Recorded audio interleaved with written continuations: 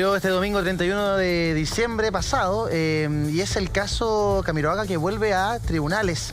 Compañeros de trabajo y amigos testificaron en estos días en el marco de la demanda contra el Estado de la familia de Felipe Camiroaga que están tramitando, responsabilizando a la Fuerza Aérea de Chile del accidente del animador de televisión, quien perdió la vida junto a otras 20 personas. A 6 años de la tragedia, sus cercanos cuentan cómo cambió para siempre la vida de los Camiroaga con la partida del conductor.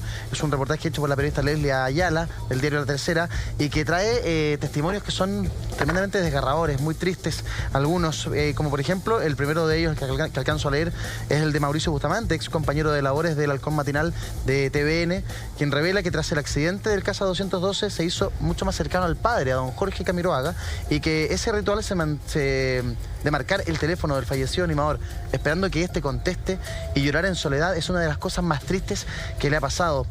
Sobre su relación con él, sostiene que se inició tras la tragedia del año 2011, que desde ese tiempo se visitan en sus casas, almuerzan a menudo y han forjado un lazo. Quise estrechar mi relación con él, ya que un día me lo encontré en la urgencia de la clínica alemana. Entré a saludarlo, me abrazó y me pidió que no lo dejase solo. Estaba con un dolor de garganta, yo diría que disfónico. Él entró al box y lo esperé.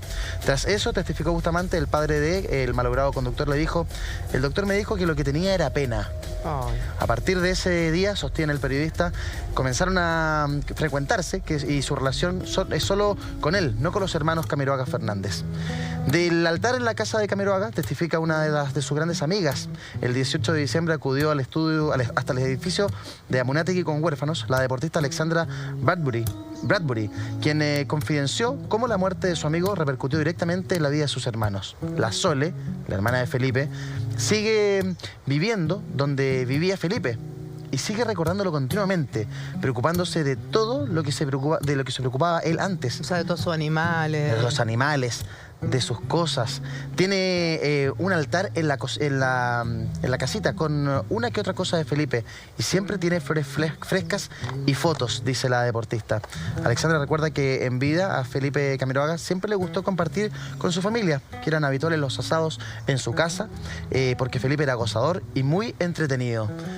Qué linda manera de recordarlo, pero también esto nos hace recordar el profundo dolor y el profundo vacío que quedó en muchas personas que conocieron a Felipe Camiroaga, principalmente sus familiares y más cercanos. Es que yo creo que también es súper difícil poder cerrar un ciclo cuando sientes que todavía no se ha hecho justicia, cuando sientes que todavía no se ha aclarado qué fue lo que causó o quiénes fueron los que causaron este accidente aéreo. Entonces, entiendo que el papá de Felipe no pueda dar crédito todavía que Felipe partió, que de repente marque su teléfono esperando que al otro lado le conteste su hijo, como tratando de decir, esto fue una pesadilla, esto no fue realidad.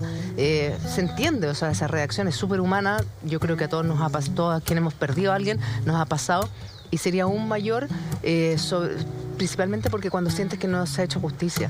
Exacto, tiene que ver también con la justicia. Es un tema súper delicado, no solo por él, sino que por todos los que fallecieron en esa oportunidad. Y sabes que la tecnología, así como nos ayuda a recordar a nuestros seres queridos que partieron, también nos trae los recuerdos. O sea, a mí me ha pasado que todavía tengo grabado números, claro, mensajes. Hasta cuando uno depositaba te aparece la cuenta ahí de la persona que ya no está y a uno le duele el alma. Sí, entonces, si bien la tecnología te ayuda a recordar, también es súper dolorosa en algunos momentos. Fíjate que ante la justicia civil, tanto la familia Camiroaga como otras 8 demandas que se tramitan por otras víctimas, buscan establecer el daño moral que les ocasionó la repentina partida del exitoso animador en el pic de su carrera profesional y que habría fallecido por responsabilidad de la FACH.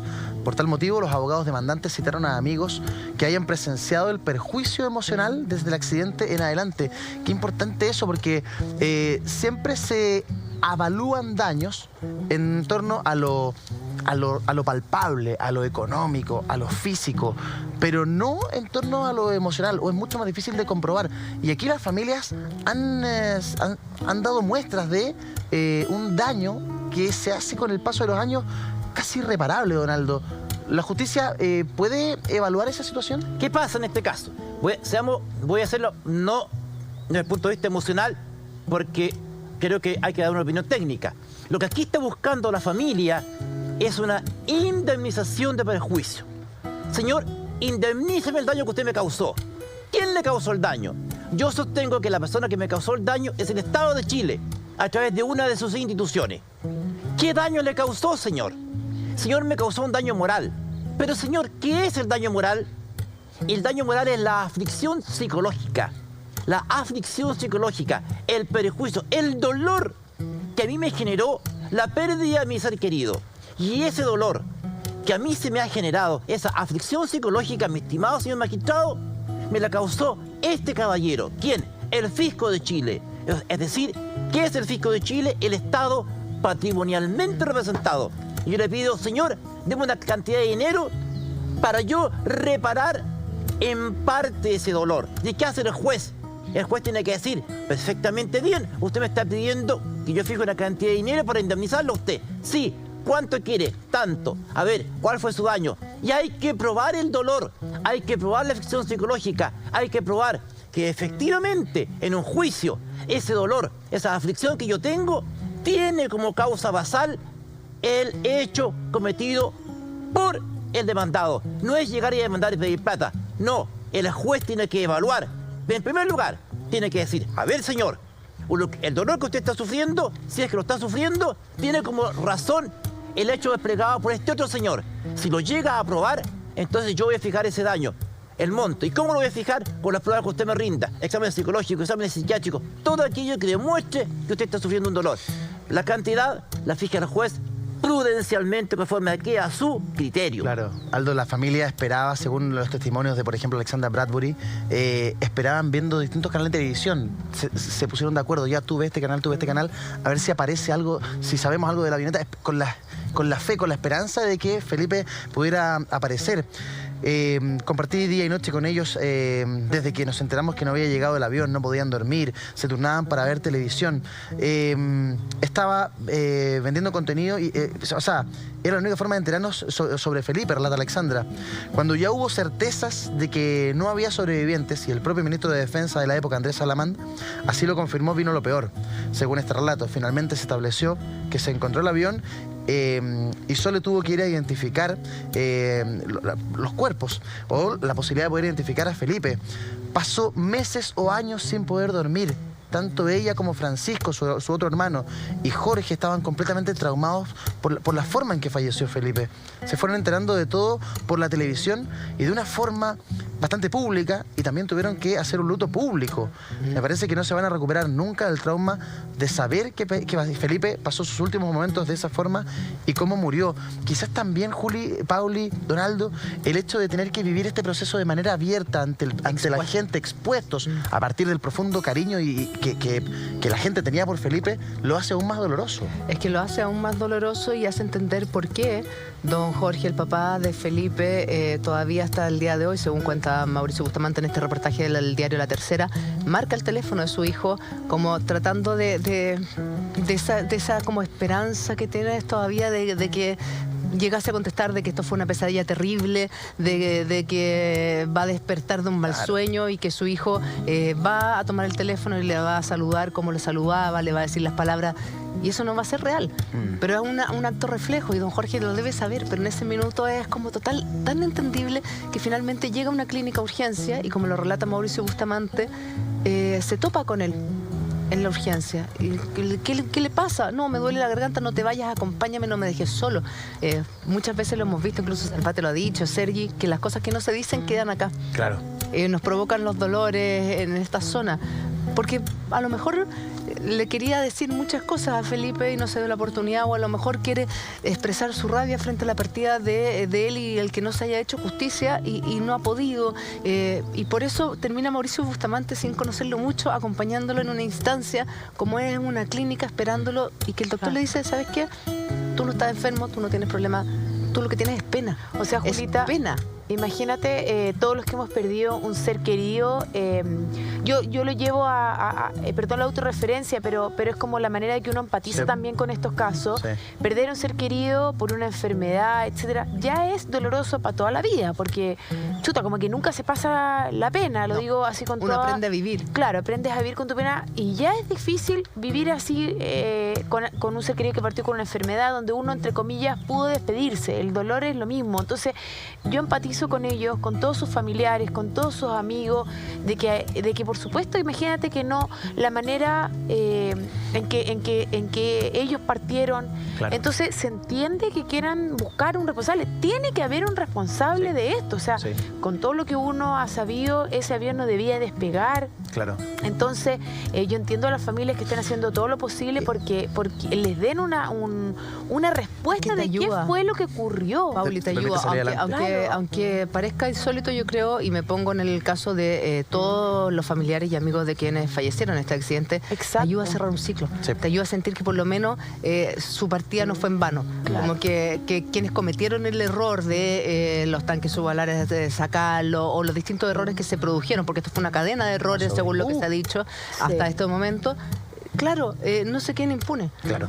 Asuman el costo de la cantidad de personas que fallecieron en este accidente y de las responsabilidades que tienen o que les convoca en este accidente. Mira, y otro caso que sale, lo llevo a colación porque habló la señora, una abuela que se hizo cargo de sus 3 nietos que lamentablemente sus Correa. papás, claro, Sí, iban. Correa Vela. Por eso lo llevo a colación porque ella dio una entrevista y tú ahí te das cuenta en una revista, primero la fortaleza tremenda de esa mujer, de esa señora, con su marido que se hacen cargo de estos nietos. Entonces tú te das cuenta que son varias familias las que vieron su vida Truncada. exactamente. Entonces, y que se han sabido, gracias a Dios, existen estos parientes, estos familiares, pero tiene que haber justicia. Yo siento que es lo mínimo que les pueden entregar. Para Claro. poder hacer un luto y un Exacto. proceso sanado necesitas sentir que se hizo justicia Exacto. por la memoria de ese familiar que hoy día ya no está. Esta historia es tremenda porque es la historia de una familia que hizo esfuerzos gigantescos para mantenerse unida, a pesar de todo lo que habían llevado a cabo en sus vidas,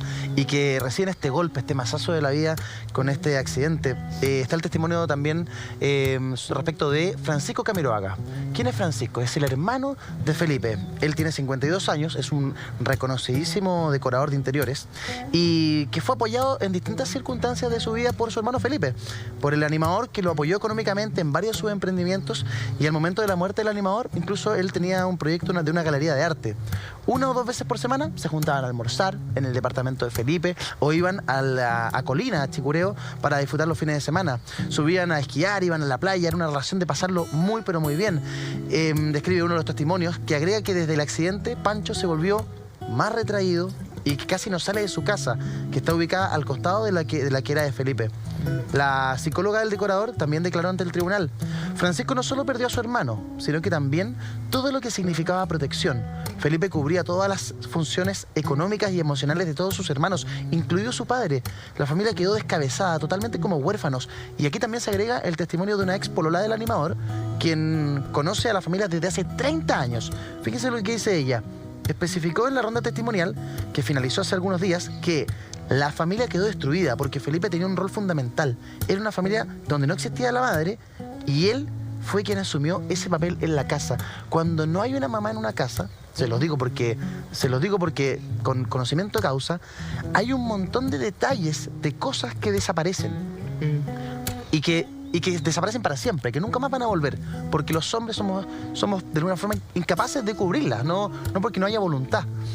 Y en este caso, Felipe sí lo había logrado de manera excepcional.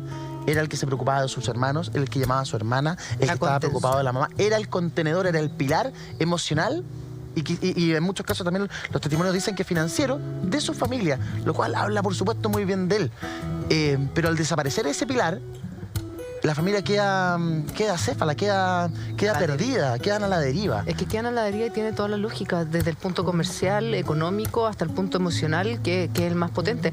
Yo me acuerdo que cuando se produce este accidente, Felipe tenía un alto gasto, ganaba muy bien. En TVN era rostro de una multitienda, pero también tenía muchos gastos.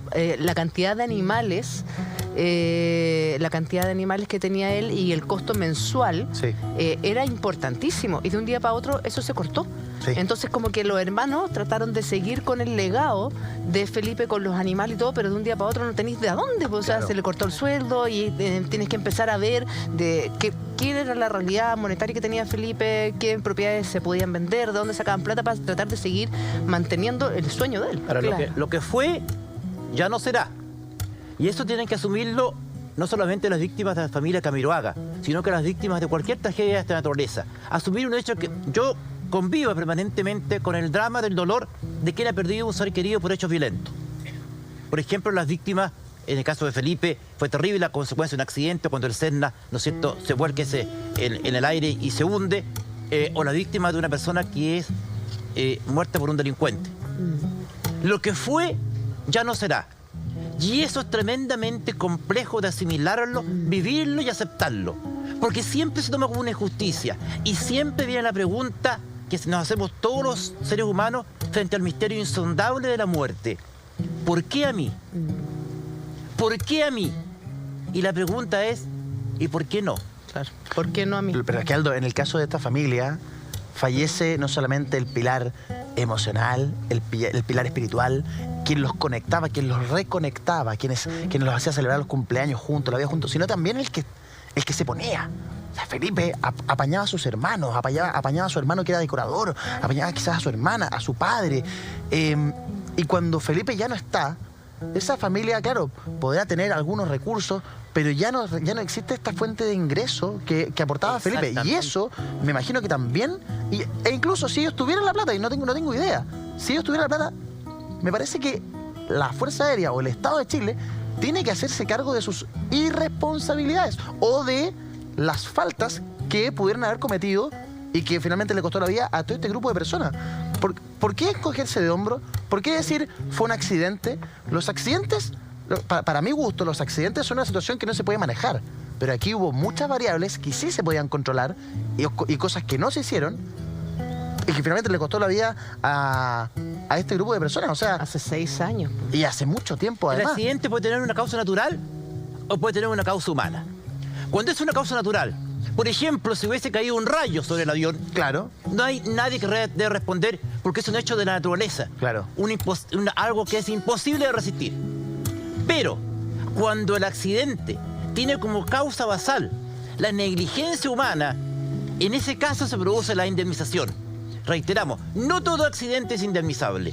Cuando es por causas naturales, no es indemnizable porque es un hecho de la naturaleza. Pero en este caso no lo es. Pero en este caso en particular, las investigaciones, las indagaciones han determinado que hay causa por negligencia humana. Cuando eso es así, responde la institución, en este caso en particular. Eso le voy a preguntar, en el caso de que haya falla humana, aquí hubo personas que se equivocaron. Así es. ¿Esas personas van a pagar o las instituciones a las que ellos representan pagan? Se produce una responsabilidad solidaria. Responde la institución y responde el directamente responsable de la negligencia. Evidentemente que el abogado a quién va a perseguir, al Estado de Chile. ¿Por qué? Porque es el que tiene la masa patrimonial. La persona natural no va a tener nunca los medios para responder ante una indemnización de esta característica. Entonces, solidariamente, yo persigo al Estado y a quién es el responsable. Ahora, penalmente, ¿quién es el responsable? Esto es una cadena de mando, es una institución jerarquizada. ¿Quién tomó la última decisión? ¿Quién se equivocó? Es muy complejo. Entonces, ¿qué hace el abogado? El abogado dice, yo demando a quien tenía la supervigilancia técnica de este avión. ¿Quién debió, por ejemplo, verificar que hubiera estanques subalares? Y no lo hizo. ¿Por qué se voló con esa cantidad de combustible sabiendo las condiciones climáticas? ¿Por qué salió el vuelo? ¿Por qué despegó con esa carga? ¿Por qué ese Cessna? No, es que había volado muchas veces antes. Sí, pero no con ese nivel de carga. Al punto que la Fuerza Aérea de Chile, a partir de ese accidente, cambió todos los protocolos relacionados con el transporte de civiles en aviones militares. A partir de ese accidente. O sea, es tan severo lo que ocurrió, claro, que la Fuerza Aérea de Chile cambió los protocolos para el transporte de civiles. Ahora es muchísimo más restringido en casos muy particulares, generalmente emergencia. Ya nunca más con efectos recreativos o de otra naturaleza que no sea emergencia. Este caso era de beneficencia, Iván. Este caso era de beneficencia. No era la función tampoco de la Fuerza Aérea de Chile realizar este tipo de vuelos por beneficencia. Su función por ley orgánica es otra, no esa. Ahora, lo que llama la atención de este reportaje de La Tercera, Pauli, no sé si tú estás de acuerdo, es que la familia Camiroaga se había mantenido muy al margen de los medios de comunicación, de contar cómo habían vivido este proceso con la partida de la animadora hace 6 años. Y acá se desnuda una tragedia familiar terrible, o sea, cómo el papá llama todavía al teléfono de Felipe, cómo se encuentra solo con Mauricio Bustamante, que no tiene una mayor relación, además de haber sido compañero de programa con su hijo, no tenía una mayor relación con él, y termina él acompañándolo, que el doctor le dice que tiene pena lo que le pasó a la Sole, el tener que reconocer a su hermano, Francisco, el otro hermano, que dicen, por lo menos en los mismos testimonios que se presentan en esta querella en contra del Estado, cambió, ya no volvió a ser el mismo, es un tipo para adentro, introspectivo, triste, porque extraña mucho la figura de Felipe, que era como la parte de la contención. Y además, pero si tú te fijas, no habla la familia directa. No son ellos, yo creo que ellos siguen manteniendo... No, en el reportaje no, en la querella. Claro, en la querella sí, pero ellos siguen manteniendo, como siento yo, súper privado sus sentimientos, qué es lo que ocurre con ellos como familia. Sin duda, como decía Eduardo, se fue... siempre, en todas las familias siempre hay distintos roles, y cualquiera de ellos que falte siempre va a ser súper doloroso.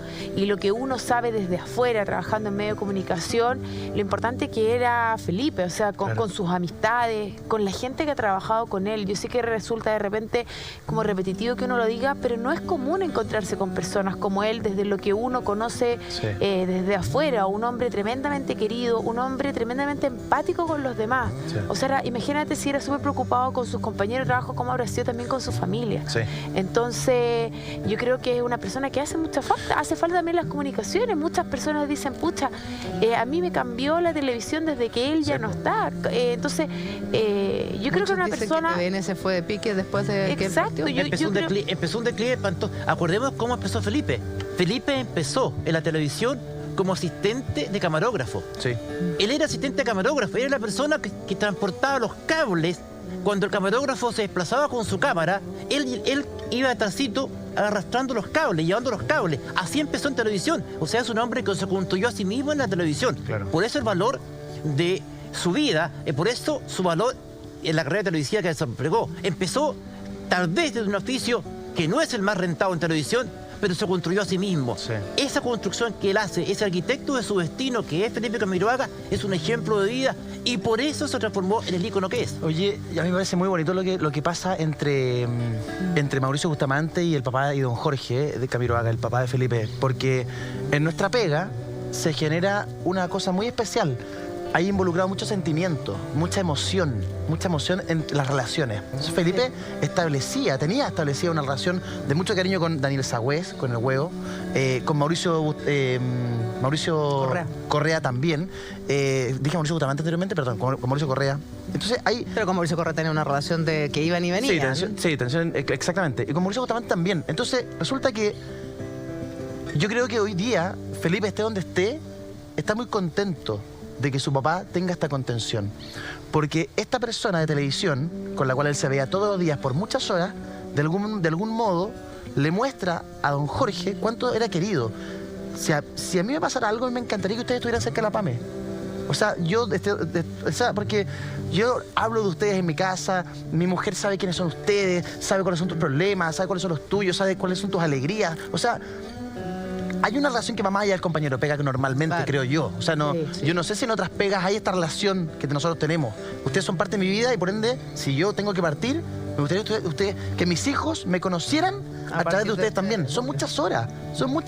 Es como tener otra familia. Sí, literalmente. Es tener otra familia. Es verdad. Es una cosa muy especial. Entonces yo de verdad felicito a Mauricio por darse el tiempo. No todo el mundo lo hace. Es que yo creo que cualquiera que está en ese minuto y ves a un hombre mayor que el doctor le dice que tiene pena por este dolor de garganta y que te pide que no lo dejes solo, yo creo que eso... Te parte el alma, sí. Es imposible abandonarlo. O sea, tendría que ser una muy mala persona. Un cubo de hielo en el corazón. Porque de verdad es desgarrador. Él parte solo a la clínica, según cuenta Mauricio Bustamante, lo ve con este ataque de pena y que le pide que no lo deje solo. Entonces yo creo que Mauricio Bustamante, o quien haya sido, quien fuese, no queda más que contener al papá de Felipe.